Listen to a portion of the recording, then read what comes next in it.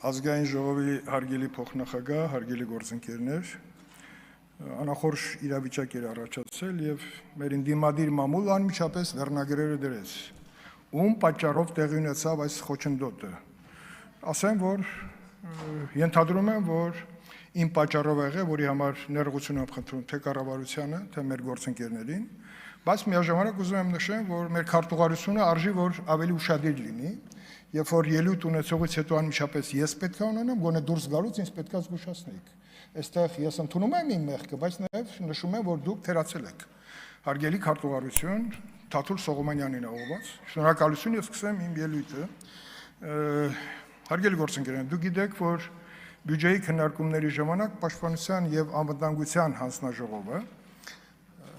հանդես է գալի երկու ֆորմատով՝ բաց եւ փակ։ Եվ որպես կանոն, վերջին 2 տարիների ընթացքում ներքին գործերի նախարարությունը հիմնականում հանդես է եկել բաց ֆորմատով, աշխատել ենք մոտ 2 ժամ ներքին գործերի նախարարության բյուջետային հատկացումների եւ առաջացել են հարցեր, որոնց պատասխանը տրվել է ներքին գործերի նախարարին, ստացվել են պատասխաններ։ Իսկ փակ մասում բնականաբար մենք հնարավորություն ենք ունեցել լսենք ազգային անվտանգության ծառայությանը, ռազմաարդյունաբերության ոլորտի ղեկավարին, պաշտպանության նախարարին, արտաքին հետախուզությանը եւ պետական պահպանությանը։ Ես հակիրճ կանդրադառնամ առանց թվային տվյալներ տալու, բայց ես ուզում եմ կանգնեմ ներքին գործերի նախարարության հատվածին, թե ինչ հարցեր են քննարկել եւ դրա այդ հարցերը ինչքանով են կարեւոր, որովհետեւ մինչ բյուջետային քննարկումը երկրի ներսում տեղի ունեցան որոշակի զարգացումներ, օպերատիվ իրավիճակի փոփոխություն, որի հետ կապված նաև եղան հարցադրումներ եւ նախարարի պատիվ նախարարի կարողացանք ըստ էության լսել բարձրաբանումները, բայց նաև խոսեցինք, թե ինչ բացթողումներ ունենք եւ դա ոնց պետք է հաղթահարենք։ Հարգելի գործընկերներ, վերնշված քննարկման արդյունքներով պարզվեց, որ Հայաստանի Հանրապետության ներքին գործերի նախարարության մասով արձանագրվել են ըստ վիճակի կառուցվածքի ու դինամիկայի տարբեր հանցագործությունների վերաբերյալ համեմատական, վիճակագրական, տարբերակված արդյունքներ, մասնավորապես։ Որոշակի աճ է արձանագրվել թմրամիջոցների ապօրինի շրջանառության, տրանսպորտային միջոցներից կատարված հափշտակությունների, ճանապարհատրանսպորտային պատահարների մասով, մինչդեռ վերջինիս մասով զոհերի թիվը նվազել է 43-ով եւ այլն։ Այստեղ հայտնի խոսույթ կա, ով փրկում է մի կյանք, փրկում է աշխարհը, դա հրեական խոսույթ է, բայց այստեղ էլ եթե 43, թեկուզ մեկը լիներ, պակաս, դա արդեն ձեռքբերում է եւ դա արդյունք է որոշակի օրենսդրական փոփոխությունների, բալային համակարգի ներդրման եւ հետեւողական այդ համակարգի հետ կապված հարցերի լուծմանը, որին առնչվել ենք, բայց եթե կանգնեմ թմրամիջոցների ապօրինի շրջանառության հետ կապված հարցերին, ինչքան էլ թվերը հուսադրող են, բայց դա դեռ քիչ է։ Տիկին Սարգսյան, անելիք շատ ունենք եւ եթե օրենսդրական խնդիր կա, որ առաջ մեր աշխատանքային փորձը միշտ պատրաստ ենք մենք ձեր հետ քննարկենք եւ տեսնենք ինչ այլ լուծումներ կան։ Չնայած այն հանգամանքին, որ անցած ժամանակահատվածում անձի կյանքին ու առողջության դեմ ուղղված առանձնապես ծանր ու ծանր հանցագործությունները, այդ թվում սպանությունները, ընտանեկան բռնությունները եւ այլն, հիմնականում վերաբերել են կենցաղային միջանձնային հարաբերություններին ու դրսևորվել հանկարծակի ծագած դիտավորությամբ, այսինքն Հայաստանի Հանրապետությունում դրանք հիմնականում աչքի չեն ընկնում նախապես կազմակերպվածությամբ ու պլանավորման հատկանիշներով։ Այնուհանդերձ, հանցավորության ու դրա դեմ պայքարի գործընթացում խրախուսելի պետք է համարել ներքին գործերի նախարարության կողմից որդեգրած քաղաքականությունը առավել խորացված կանխատեսումներ իրականացնելու եւ առաջնային պայքար մղելու հատկապես հանցավոր կազմակերպությունների եւ խմբերի բացահայտման ուղղությամբ։ Հիմա այստեղ հարց կառաջանա, փառաքար ենք տեսել, դա կազմակերպված էր թե չէ, դա վրեժի ըստ էության դրդապատճառները ակնհայտ են, բայց կանխարգելման հետ կապված կարծում եմ, որ այստեղ համակարգը անելիք ունի,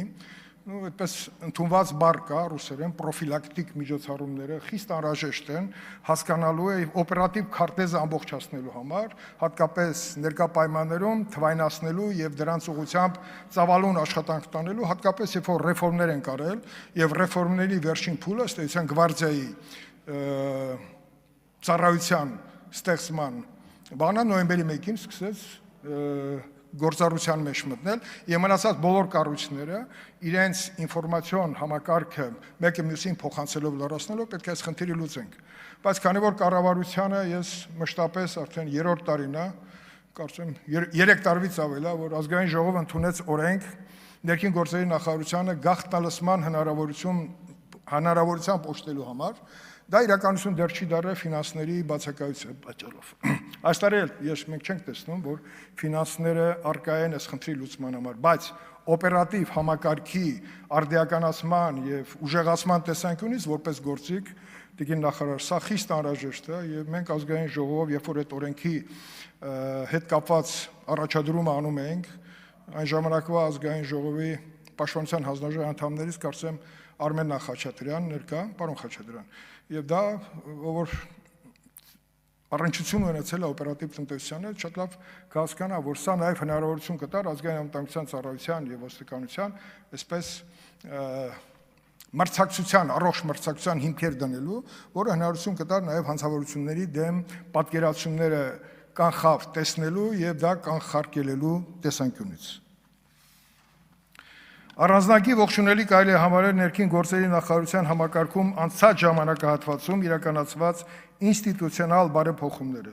Բարեփոխումների ամբողջ փաթեթը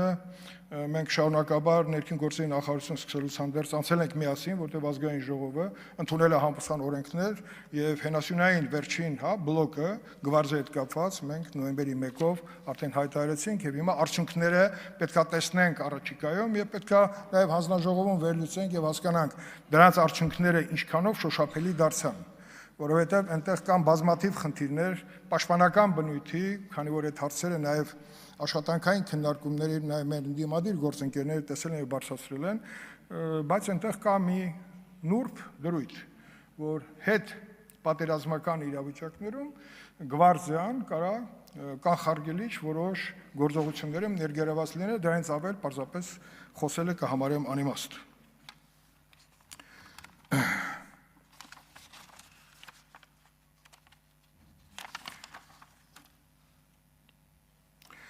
Շատ կարևոր է ներքին գործերի համակարգում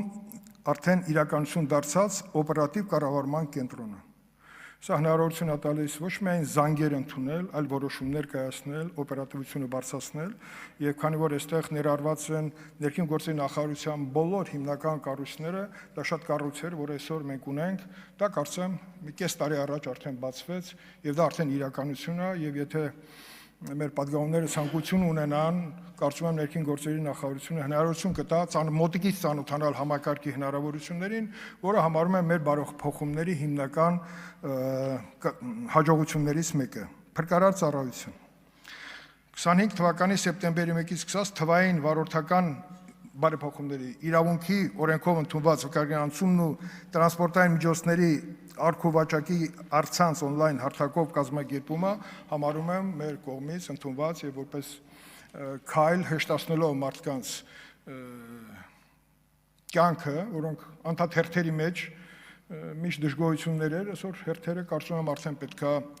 բացակայեն, որովհետեւ on-line հարթակում դա հնարավոր է, նաեւ on-line հարթակում հնարավորություն ստեղծվեց նաև քննությունների, վարորդական քննությունների օրերը տեղաշարժել, փոխել, իհարկե դա ունի որոշակի շատ թեթև վարձավճարի ավելացման միջավայր, որը շատ արդարացված է։ Կրթական հաստատությունները ներքին գործերի համակարգի, քանի որ բարեփոխումների առաջին փուլում արտակարգ իրավիճակների կրթահամալիրը եւ ոստիկանական կրթահամալիրը միացվեցին եւ այնտեղ արդեն միասնական մեծ ծրագրով եւ նաեւ գիտական, թիրախային, խիստ մասնագիտական կրթական ծրագրերը տեղափոխվեց արդեն ամբողջական ներքին գործերի նախարարության արդեն միջավայր եւ դա իր հաջողությունները իրենց սպասացնել չեն տա։ Ազգային անվտանգության ծառայության մասով կարող եմ ասել, որ փակ քննարկման ժամանակ ծառայության տնօրենը ներկայացրեց սահմանապահ զորքերի ձևավորման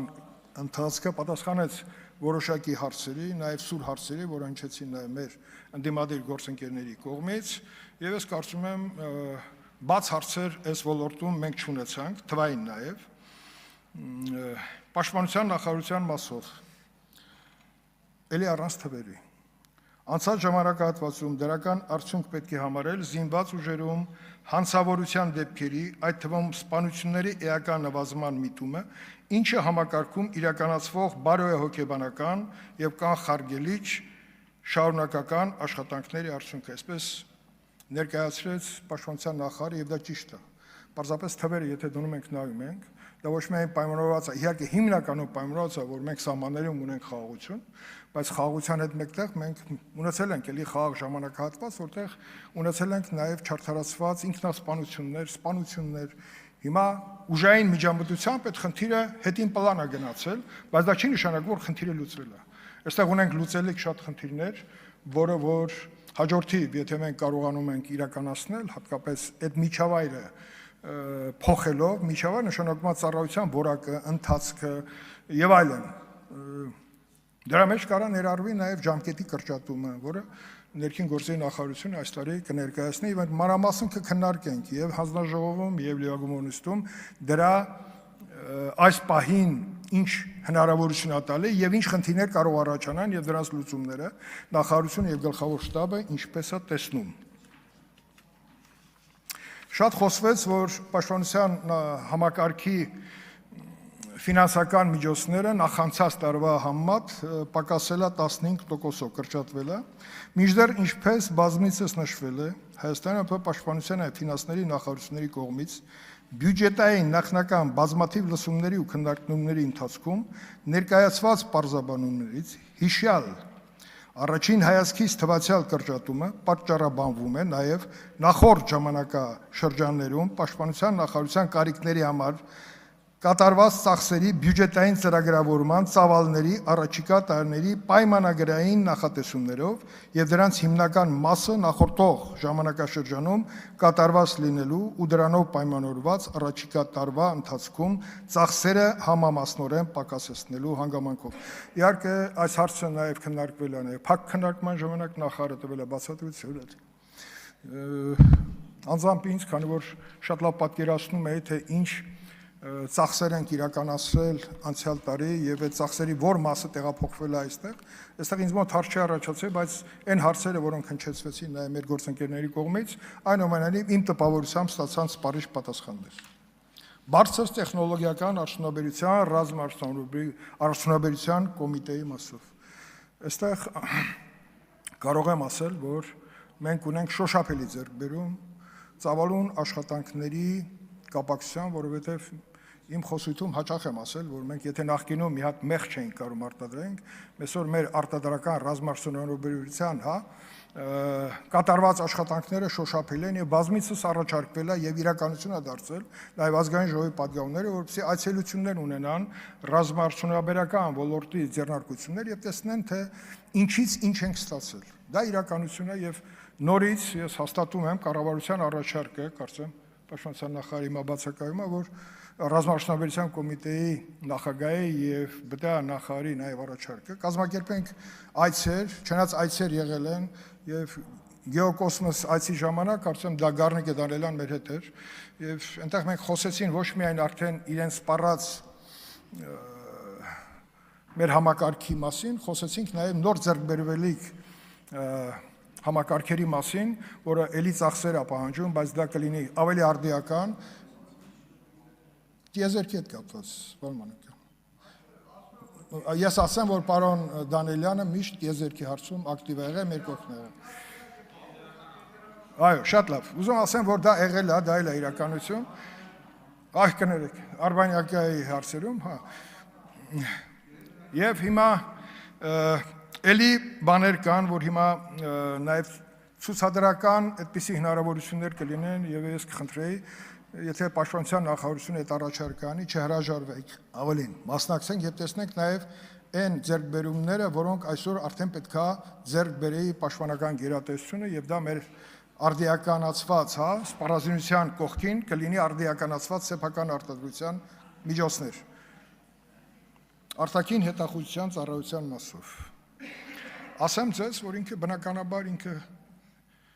յուրահատուկ կառույց է, որը մենք չենք ունեցել երբեք եւ հիմա ունենք եւ նա կայացման փուլում է,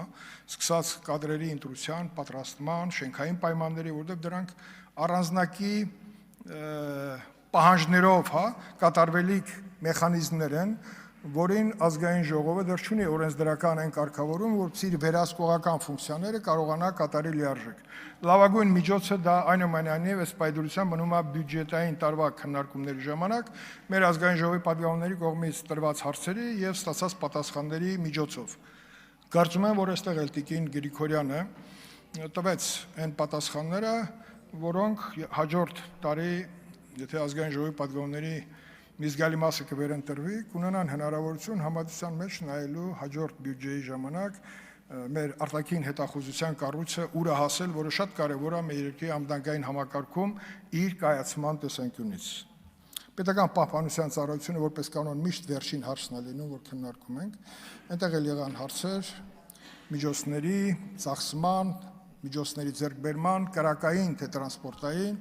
տրվեցին պատասխաններ, ինչքանով բավարարվեց այդ պատասխանները մեզ եւ մեր գործընկերներին, դա արդեն կմնա անցյալում, որովհետեւ արդեն հատկացումները, եթե մենք հաստատենք, կլինի իրականություն, եւ այդ ծախսերը պետք է անել որակապես շատ բարձր մակարդակով, որպեսզի մեր ծառայությունները նաեւ ունենան տեխնիկական հագեցվածություն եւ իրենց վրա դրված պարտականությունները կարողանան լիարժեք կատարել։ Այսքանը